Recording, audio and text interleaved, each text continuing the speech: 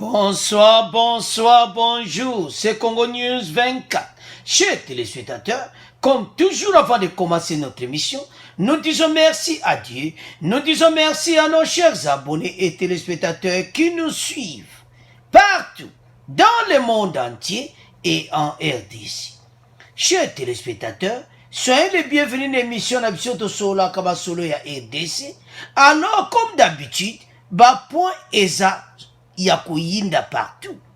Premier point déjà débat moko kusaka nangoti. À la une, IDPS et la société civile sur le dialogue inclusif. Balobi na société civile, dialogue bozo luka eza inopportun. Alors boyebiete, ezala ki baboya ki dialogue. Alors, chers téléspectateurs, toko développer une émission na biso. Deuxième point, chers téléspectateurs, et Yindi na Paris, secret dévoilé par l'ambassadeur de la RDC à Paris sur l'avocat de Kamere Olivier Siu et avocat de Jamal. Chers téléspectateurs, beaucoup yoka ba vérité, oyo ambassadeur a expliqué avocat ya Kamere. Alors, eza ya koyinda na émission oyo, alors tous à la connecter. Troisième point, chers téléspectateurs, le FCC n'entend pas soutenir les initiatives qui pourraient retarder l'organisation des élections en 2023. Oyo déjà zadia koyinda entre FCC et Cash. Balobi Nemi alobi que biso ba manœuvre nyonso pona ko retarder élection biso to kondima yango ti. Eza ya koyinda na émission oyo, alors chers téléspectateurs to ko développer yango. Quatrième point, chers téléspectateurs, oeza somo to yebite oye kobima prewana. Le président de la République a demandé à la Cour des comptes de faire l'audit de la CENI au mois d'août 2020. Fachi apesi fait vert. Cour des comptes, bazako kita. Wapi. Et pas yananga. Bimisa tous les dossiers. Tous les factures de machines. Et zayako yinda et siye yindi. Alors, toko développer une émission na biso.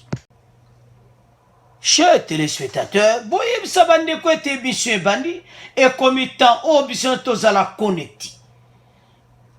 Premier point, on va parler na situation oezoleka entre la société civile na ba parti au pouvoir.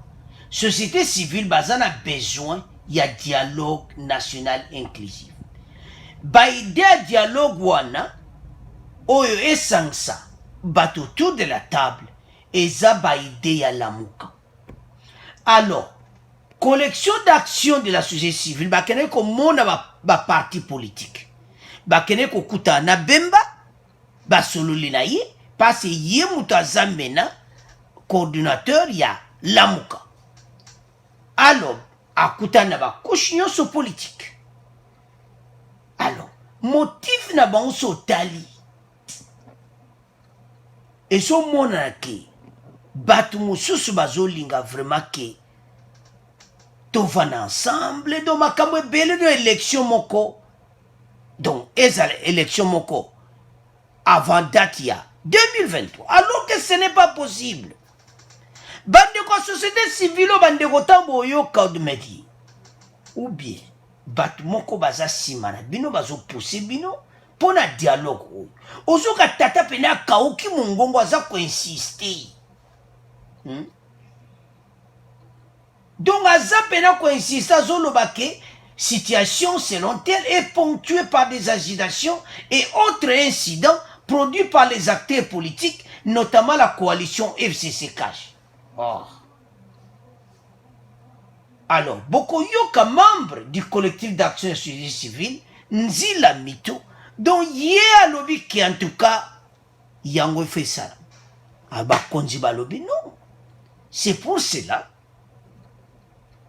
IDPS, au Baza, en coalition avec FCC, baye pe kopesa réponse na oyo CAEC balobi, la société civile.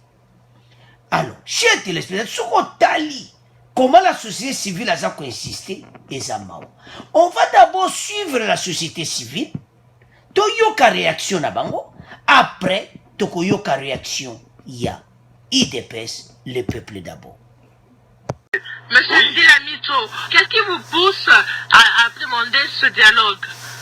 Ok, nous avons donné du crédit à cette coalition FCC Cash au début par 2 communiqués. Nous avions demandé à la population de soutenir cette coalition-là. Mais au vu des récents événements, au vu de la cacophonie qu'elle-même, la coalition, est en train de manifester sous la face du public, mais il y a péril en la demeure. Nous avons peur. Nous nous posons la question, mais est-ce que ces gens-là nous amènent à quoi? Vers quel avenir?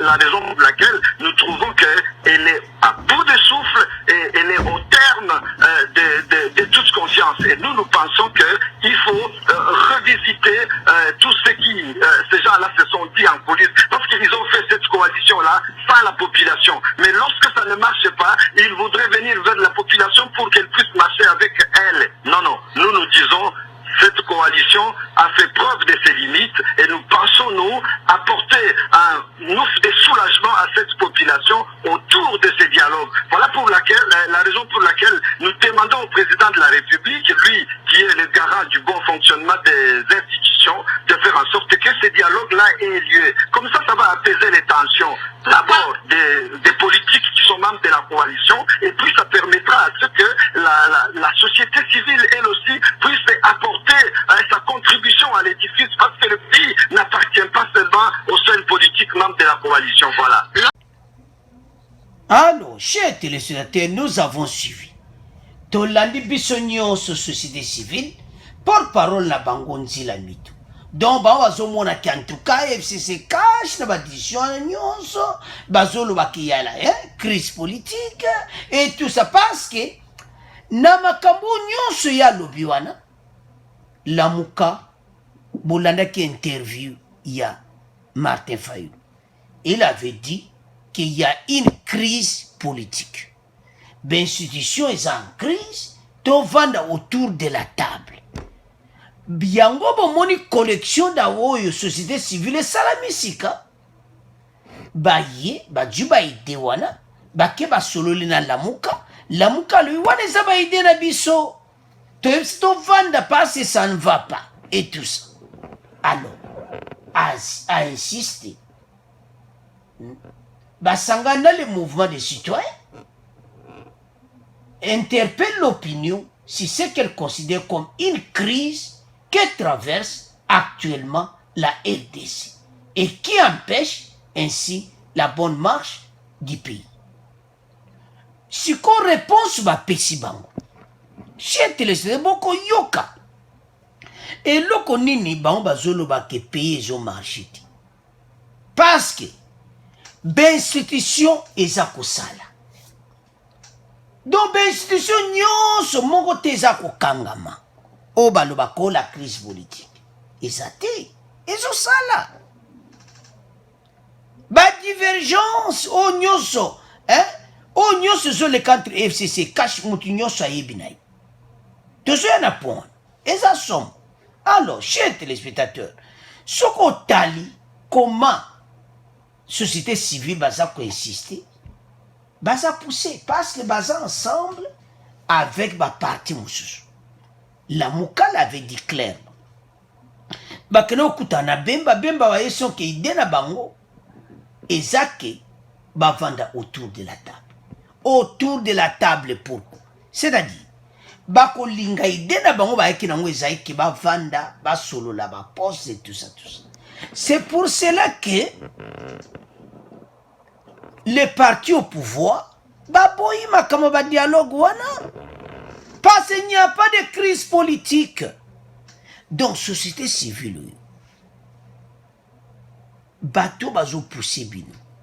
Parce que les partis politiques sont ensemble na bango, o baza pour dialogue, eza Lamuka et d'autres partis politiques, Simanango, on peut dire qu'il y a une main noire, les autres Bazolobakeza, FCC Bangomoko, parce que Babazol n'a pas fait autour de la table sur quoi?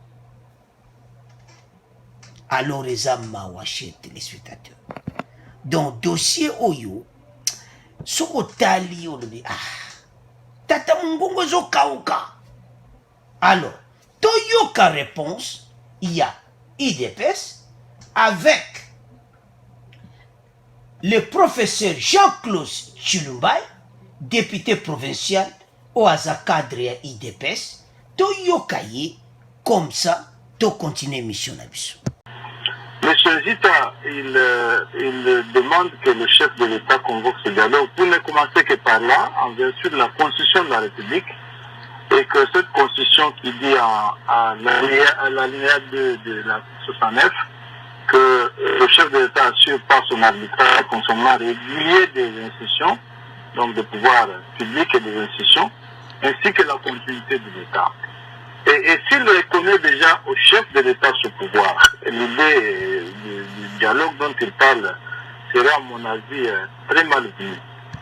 Dialogue encore, on peut dire oui, dialogue si ça a de sens comme il le voudrait, et aller jusqu'à comparer un tel dialogue à la conférence nationale souveraine, c'est malveillant.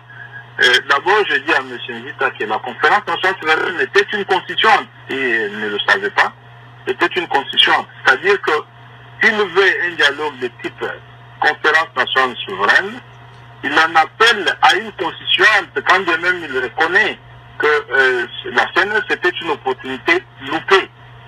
Et il va plus loin lorsqu'il dit que ce dialogue pourrait déboucher par des recommandations, il faut les coucher sous forme de projets de société opposables à tous. D'abord, lui qui dit, qui s'appelle société civile, qui va couler des recommandations en projet de société opposable à tous, il est qui? Parce que cette société civile multiforme, lui, il en crée une qui est sienne, et il dit, bon, elle va convoquer un dialogue qui serait opposable à tous. C'est très grave ça. Et cette opposabilité à tous, il l'attire d'où, de quel principe, au même moment qu'il reconnaît au chef de l'État des pouvoirs constitutionnels, et que lui ne se peine pas de la Constitution, il évoque des recommandations qui seraient opposables à tous, qui sortent effectivement de la Constitution. Mais c'est très grave. Monsieur Zita dit en même temps qu'il ne remet pas en cause les institutions de la République, et sous-entendu cette fois-là, les institutions telles qu'elles fonctionnent actuellement, au terme de l'accord FCC et CACH, et les institutions comprennent entre autres l'Assemblée nationale qui l'attribue malencontreusement au FCC. Non, l'Assemblée nationale, la majorité parlementaire n'est pas FCC, la majorité parlementaire elle est CACH-FCC, parce que l'UDPS a ses députés dans cette majorité, l'UNC qui est membre du CACH a ses députés, il n'y a pas de majorité FCC dans la coalition dans le pays d'aujourd'hui.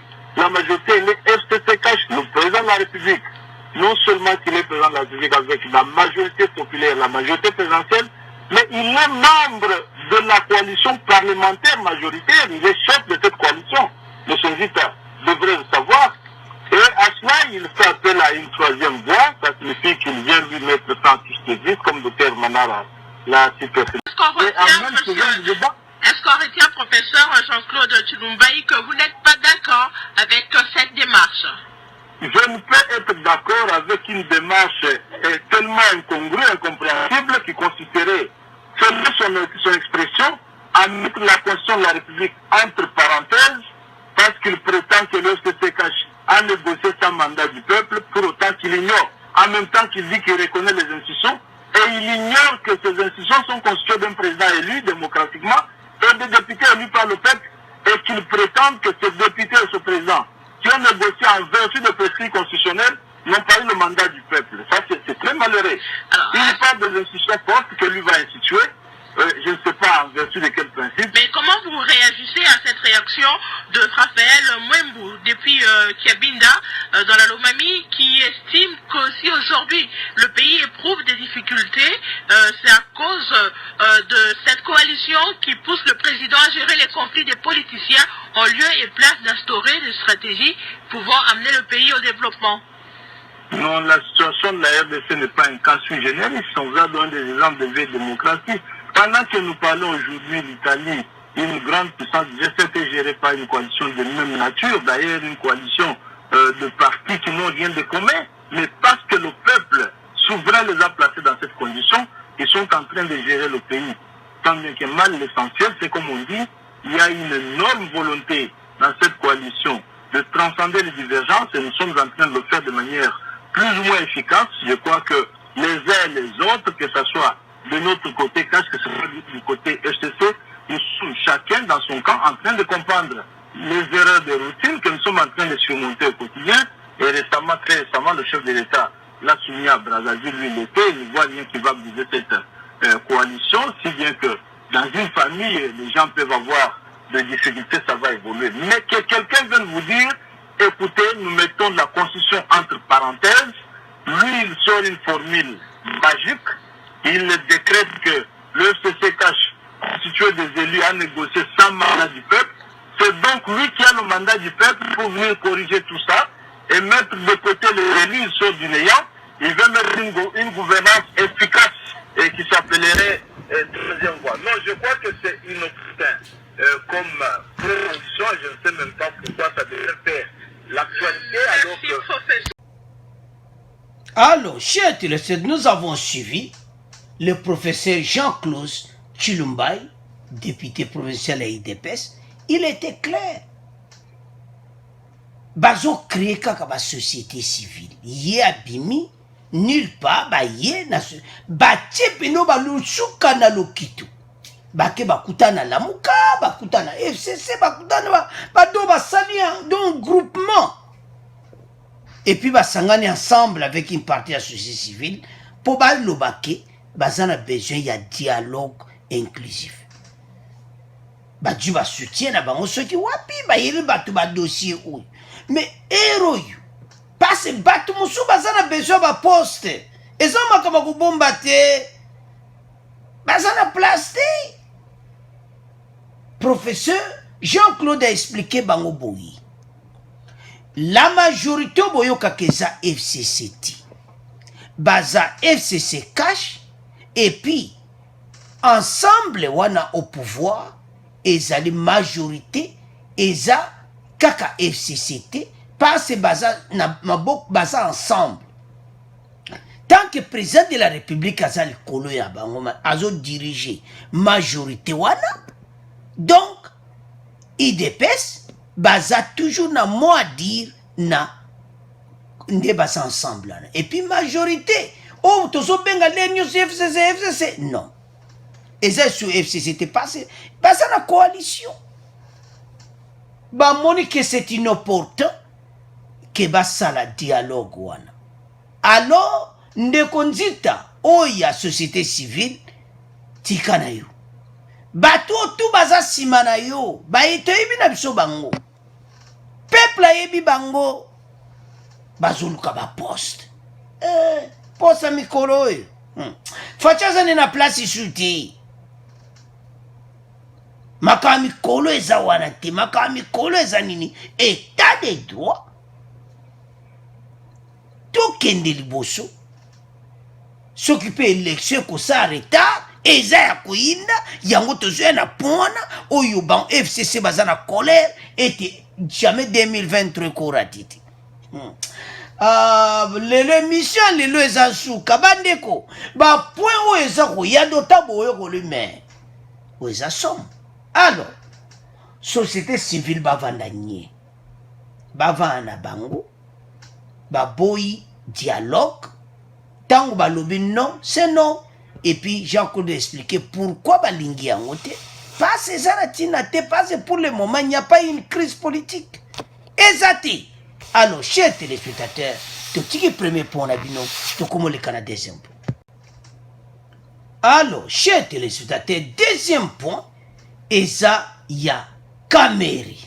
Toujours secret dévoilé par l'ambassadeur de la RDC à Paris sur l'avocat de Vital Caméry, Olivier Sûr, et avocat Jamal. Boyebi, vous vous souvenez que Jamal a que avocat Sarkozy, et puis Kamere akeoza Olivier Suro bozo mona wana. Toko tiela bino bexre. Boko comprendre pourquoi yé ayeti. Premièrement, ya kene ko solliciter visa. Ba pesi rendez-vous. A remplir ba formulaire. Aye. A sali ba démarche na ye. A kon ambassade na biso na Paris yo. Wow. Nde bozonga to tia ambassade wana na Paris. Atie. Makamwe koti aye ba audience. Avec cette dame bozonga ba do makamwe tu es salami. Ba ye. A koti. Avant wana. Vous vous souvenez? Nabakale zalaki akuyinda. Ba visite ndengo na kamera zwaki. Eza som. Metozo ya na poana ya ba visite. Alors, akomi, akoti dossier, ba pesi rendez-vous. Il fasse l'interview à préparer biloko tout. Ba expliquer que message moko ezali awa ewuti na RDC. Eza que yo okoki okende ko représenter Kamere te. Oh! Avocat Olivier Salut, ce n'est pas possible. Pourquoi? Pourquoi je ne peux pas aller? Pourquoi? Oui, Kabafan, c'est le roi de Emougounou. Je ne comprends plus. Qu'est-ce qui se passe avec la justice congolaise? Moi, je devais aller défendre le directeur du bureau du prison, Vital Kamerhe. Alors, qu'est-ce qui ne va pas? Oh, monsieur Olivier, assieds-toi, on va parler. Non, je ne comprends pas et tout ça. Et bah, donc, vous voyez,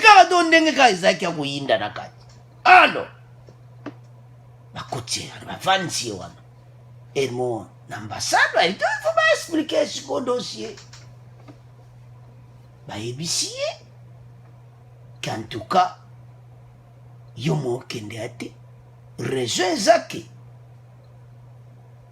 RDC et la France, baza jamais na accord que avocat français aille défendre donc prévenu congolais. Donc il n'y a pas un accord. Si c'est là, moi je peux ça yo visa ezati. Ba refuser visa na ye, ba expliquer message wana. Alors, chers téléspectateurs, il y a ça qui est obligé à vérifier tout ça. Alors, tout le monde a extrait Oyo. Bon, on continue mission na biso. Il y a Vital Kamerhe, il y a École France, bâtonnier Pierre-Olivier Sur, à lobby été ambassade ya RDC na France, et puis mélier visa pour na procès et zongili na Kinshasa ou Topo Somoleki, chargé de mission et ambassade à ABC été, Boyokani Bouzalité, Katina France na RDC, pour na kotika basambeli ya France, bakinde ko sambela na École Congo démocratique, pour na mettre sur Bosembo Bouzalité na Bosambisami. Alors, chers téléspectateurs, vous avez suivi. Bah, que accord mon côté, ezali entre la France et la RDC, yé akende ko représenter Kamerhe. Et l'autre avocat aussi pour la représenter Jamal. Quand je regarde, bah, son otala Kamerhe, notala Jamal, notala 50 millions de dollars. Ça me fait mal pour présenter cette émission. Kamerhe yokata vraiment congolais mawati. Et bela bambongo zo bebisa oyo Olivier Suraya na RDC. Mena koyate. Entre la RDC et la France, makambo ni na korezate. Na niveau justice qui a bon ya ça na RDC. Alors ils ont vraiment mon boulot chez téléspectateurs. Et puis avocat ya Jamal yake no japeno ka top ya Sarkozy. Je comprends pas. Il n'y a pas d'accord. Message n'est pas ça mêlé et puis c'est un peu Jacqueline, oh ya Jamal. Donc oyo tout eza mawa. Kamere ozala conscient que ozwaki mbongo à l'état. Eza makambo kene gauche droite. Ya ona tala bandeko mosusu makambo eza nango clair, eza makambo to ya kozala millier, eza makambo eza ke azwaki mbongo. To pende monsieur faut toloba clair. To landaki yango biso nyonso na télévision. Malgré caméra zo défendre na bato Sud Kivu keza nango kaka pièce contre pièce. Mais ayebi na motema na ye ke bala ebimaki pekendaki. Alors, chez téléspectateurs yaka be mission za ko pesa bino be mission ya solo. Vraie info. Kamere a resali ba réception moko. Ya on lo bata FCC. Nazoye bate sur pena bozana coalition bolingani. Po babiloko oyo. Donc eloko nini bokendeki kuna batu basali tala ba démarche ya kosaka na mote. Abenchola ke o c'est eza ya courtoisie. Bazengezi akei oya bo. Seni kuna bazoyela bino eza ya koyinda po ya suka. Nehemia yo biso nyonso bata Sud Kivu. Ah, bata Sud Kivu. Alors, kokende wane komaki sispi. Batu bayaki ndenge moko. Kamere lelo soka zui problème na prison. Parce que bino bokene kotala yi. Bako yamba bambela batu maka. Oh, lelo la ko malade oh bino kuna boke botieli eloko mabe obwena boba. Botika ba visite wana oyo ezanga nango na sambotika. Caméra en bonne santé chez les téléspectateurs. Azana est bien. Il a même dit qu'Azana est en bonne santé, Azana a un problème. Balina un mensonge, tu as malade. Non. Vraie info. Donc Azana est bien. Alors, chers téléspectateurs, Ezamawa, point oyo bolandi clair que tina nini baboy kopé sai. Visa ayana RDC parce que accord monté sur la PC visa ya kusana. Accord monté ça entre RDC et la France qui avocat français aya ko défendre prévenir Congolais. Et ça ya kuinda totika monabino. Alors, chers téléspectateurs, point oyo kakaki eza mubulu. Eza ya koinda. Le FCC n'entend pas soutenir les initiatives qui pourraient retarder l'organisation des élections en 2023. Balobi, bango bako supporter ata initiative mokote. Publié le 31 juillet par Némi Moulania. Le Front commun pour le Congo n'entend pas soutenir les initiatives qui pourraient avoir pour conséquence de retarder l'organisation des élections prévues en République démocratique du Congo en 2023. Alors, baye clairement koloba yango. Parce que bazomona oyo ezakuya. Yango ezane. Desi points Olanda. Seni ezaya ekozala ya koyinda. Semaine prochaine, ekozala ya koyinda. Metozo yana pon. Tout en restant ouverte au débat démocratique, la conférence des présidents du FCC estime qu'il s'agissait de différentes démarches en cours. Tout débat ayant trait aux réformes électorales doit se dérouler dans le cadre institutionnel conformément à la Constitution et aux lois de la République. Pourquoi Bazolo Babo? Parce que d'abord, dossier Seni et Salama. Bazwa président ya Seni oyo boyebi ke ba démarche zo sama mikolo oyo ba masolo zo solam donc un groupe bato basanganaki ete bazo sala ba démarche tozala na président moko ya Seni o aza crédible. Soki bazwi président ya Seni démarche mo kolanda wana. Il faut recensement et Salama. FCC Basiliki. Boyoki. Ninango. Oh. Babengi bango yemei. Mais yemei. Mais Fati Kotanga c'est sous ba recensement. Oh. Mais recensement Salama. To yeba. Ba vrai Congolais ba ko voter. Kaka kuna na eso ba million ba votaki banani. Eza ya koinda. Pas ces chers téléspectateurs. Eza na batu musu azawana. Aza ne Congolais ti.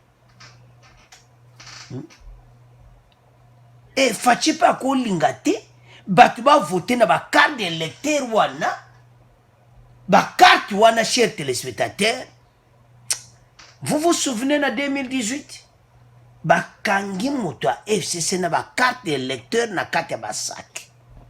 Ba carte d'électeur bazo distribuer yango na batu.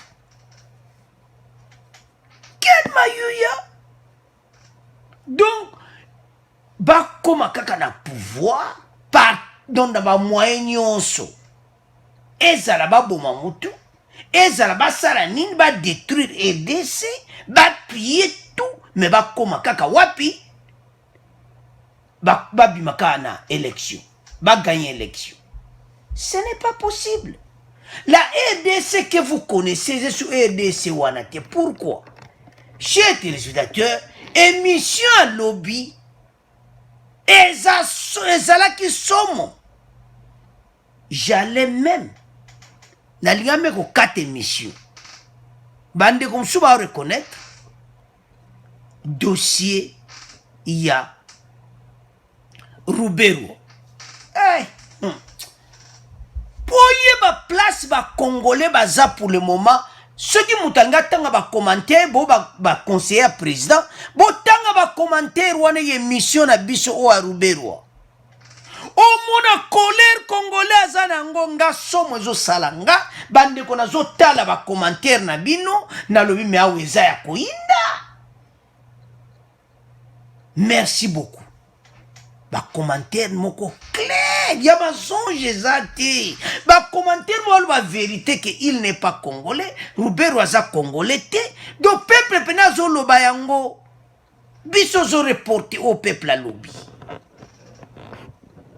Ba sala mabele loba ya kobima ke baza ba congolais. Wane zo laksa. Point nini congolais aza. Ya to ebsa bata FCC tala. Bovanda, boya kotuna meba journaliste ke peuple wana komi ndenge nini. Boyebi bango te.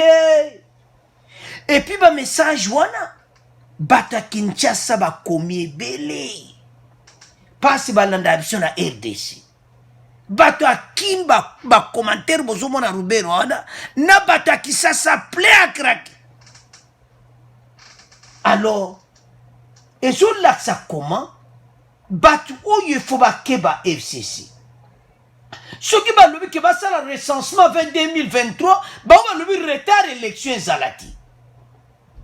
Ce qui te lever que le va commentaire chez les téléspectateurs, émission le va commentaire à peu près et comme dans les 300 commentaires. Et ça somme. Donc vous pouvez ça va commenter. Donc au moment que peuple a sa colère. Alors, mais, Rubero a sa Congolais. Tout ce pays là, il était. Rubero a Rwandais, Azalaki na rébellion, a bon a Congolais, a Zonga kaka na Rwanda, son otanga makambuana bio, ba Congolais, ba komi na colère. Bandeko, ça montre. Et ça mawa. Donc, bande kwa FCC sobo du temps botala te émission na biso à lobby botanga ka ba commentaire ba congolais ba lona si bolwe shu makamboti botika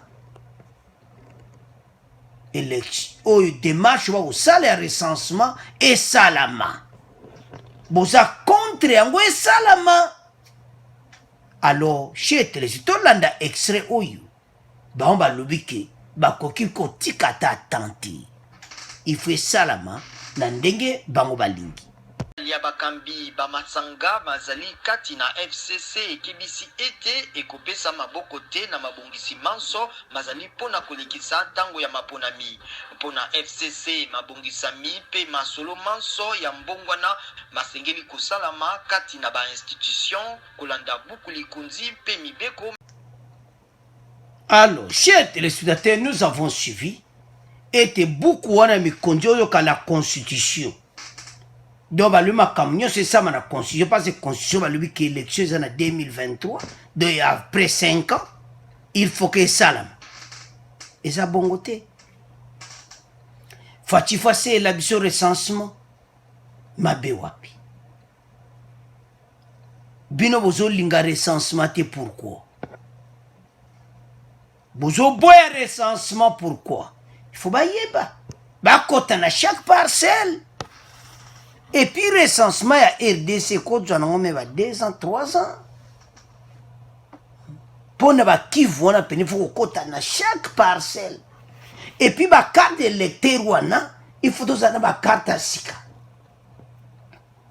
Ba carte pende ya sika to zana ngo. Ba koti na chaque parcelle bazo vérifier.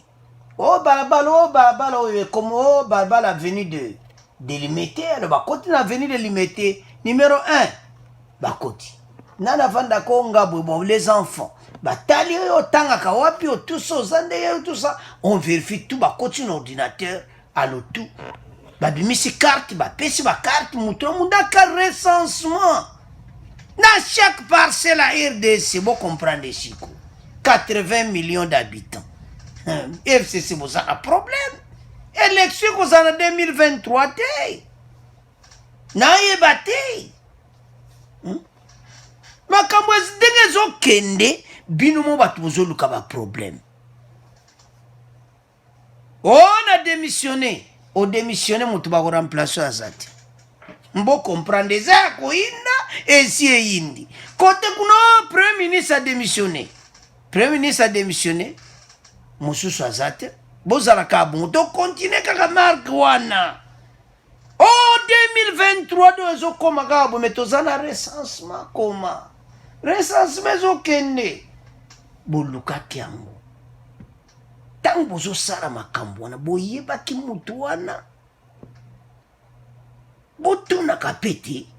Mwana ye Chelsea sekedi. Mutu so lobili kam. Papa wana. Ekotikala ndenge wana tel père tel fils bo comprendre makambo et toujours loba bande ko bele bazo comprendre te mais ko yana tawana e ko makambo malasi ozo luko dusula ozo comprendre te recensement lelo FCC a bambi suka na discours que voilà ma quand fait ça na constitution de baloba mi be comme kondi ngwande balobi na lingala que et salama na ndenge constitution lobi mais to kosa l'élection ti sote bi nombre ba congolais te. Vous imaginez n'a pas ça qu'un exemple université de Kinshasa. Basalon depuis quand? Batika ko sala réflexion na ngoti. Nane yo sa réflexion. Félix Tshisekedi. RDC.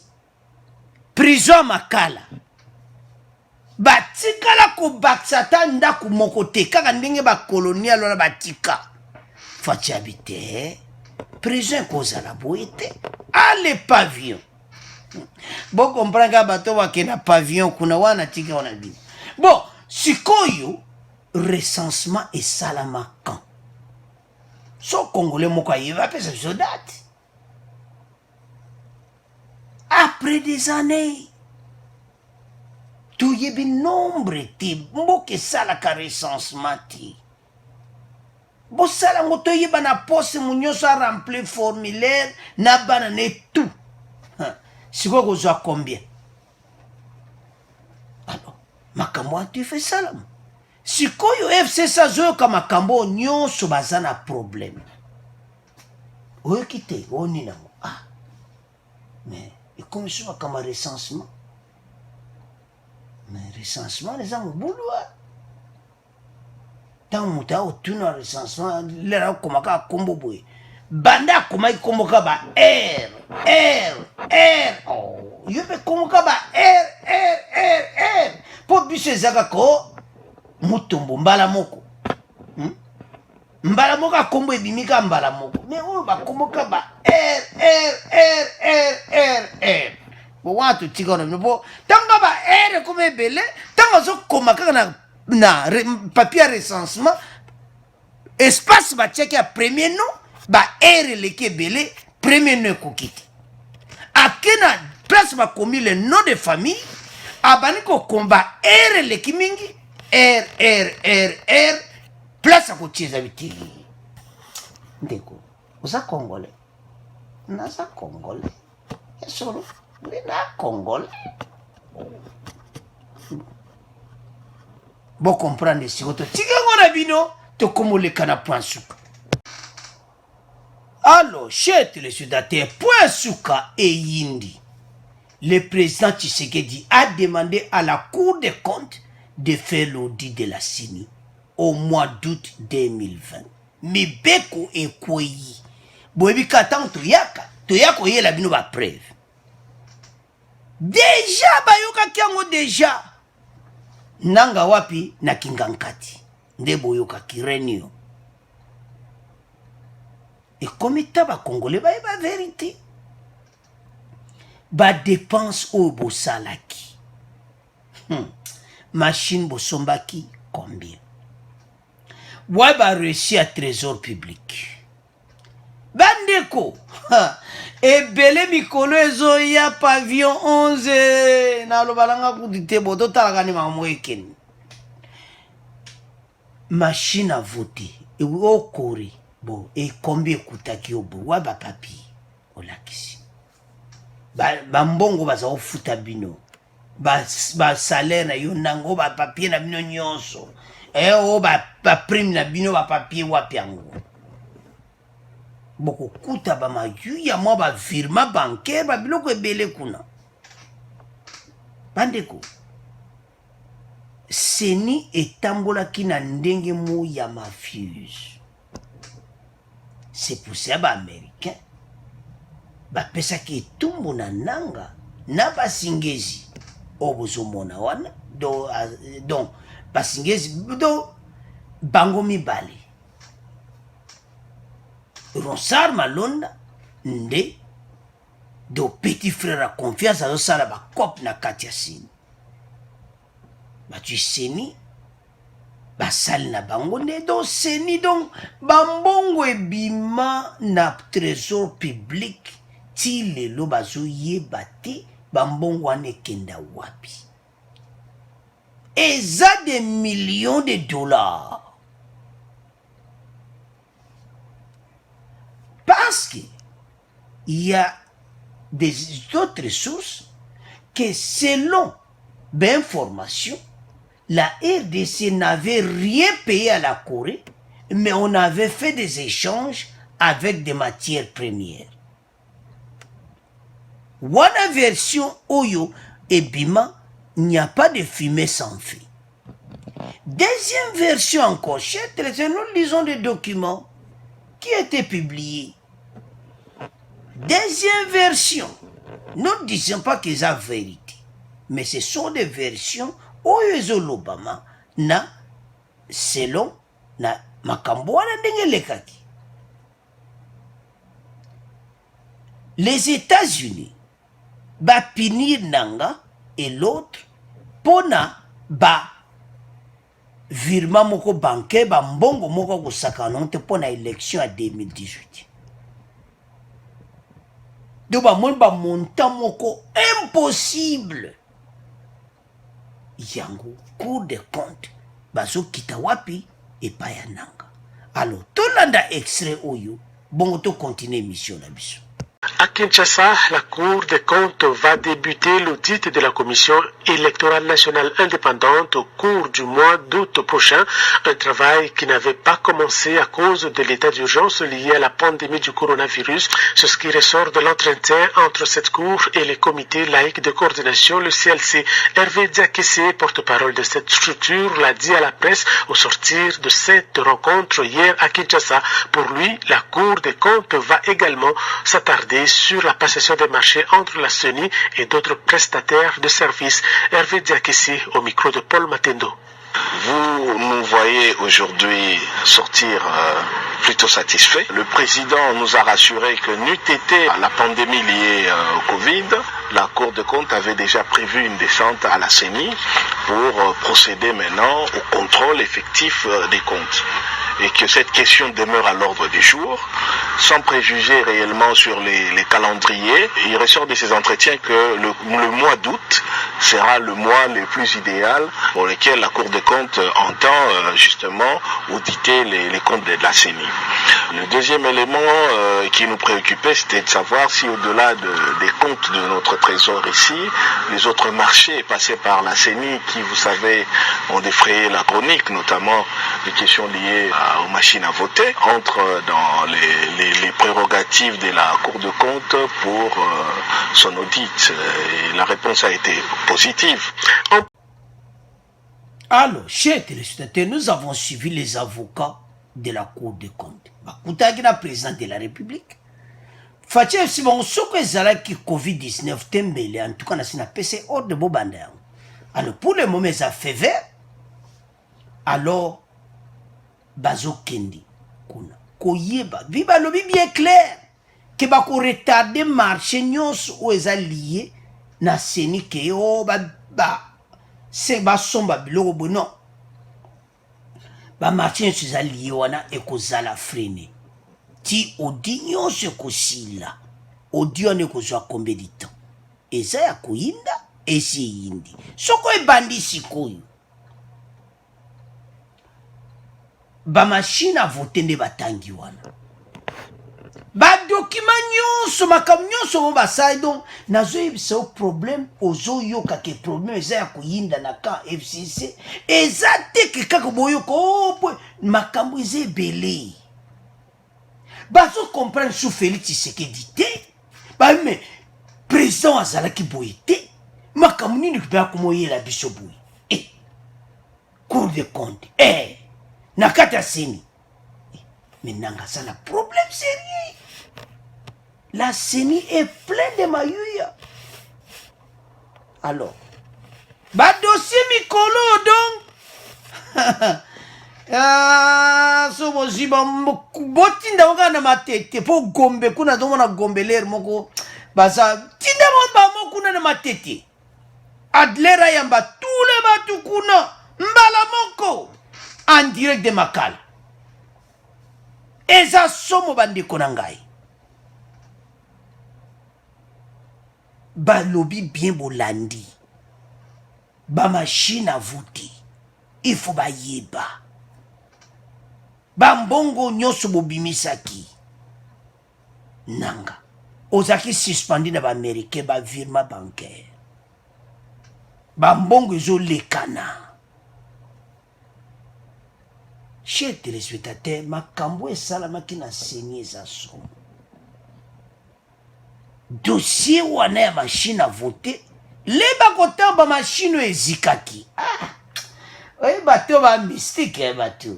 So na tali bena bata FCC na mona mo compliqué. Machine à voter eziki. Bisoka bazoba na bino te, ba congolais ka bokosa. Ba congolais wana te ba congolais ba comprendre ki je. Bo pelisango moto.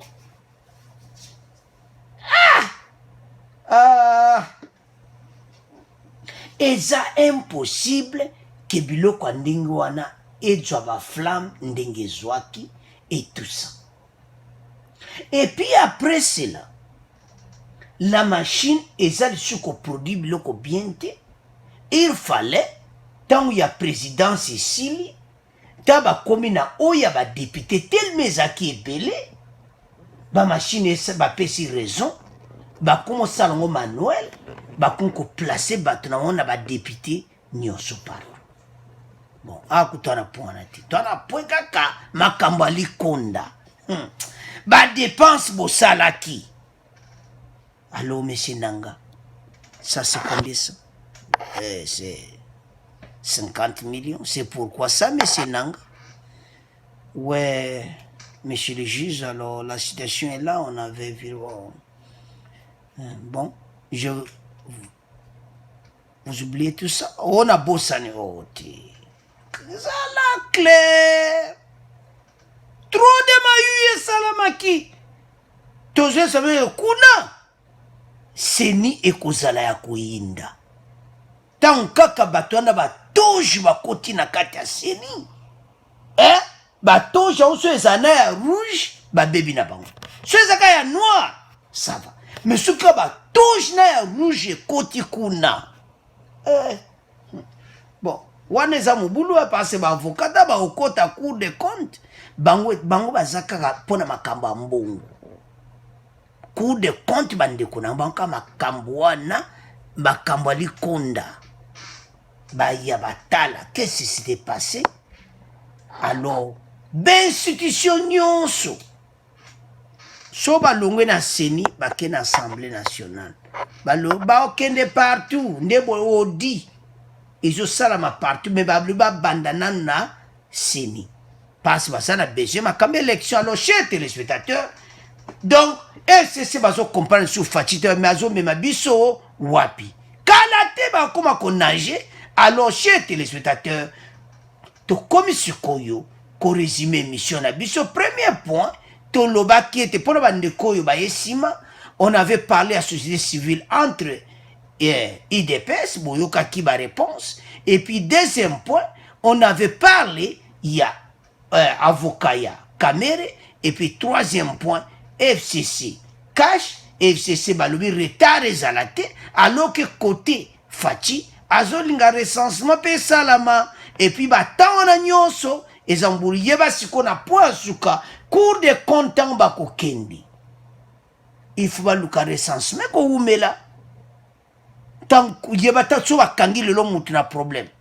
Alors chers téléspectateurs, tout tikango na bino bo abonner massivement. Au revoir, à la prochaine.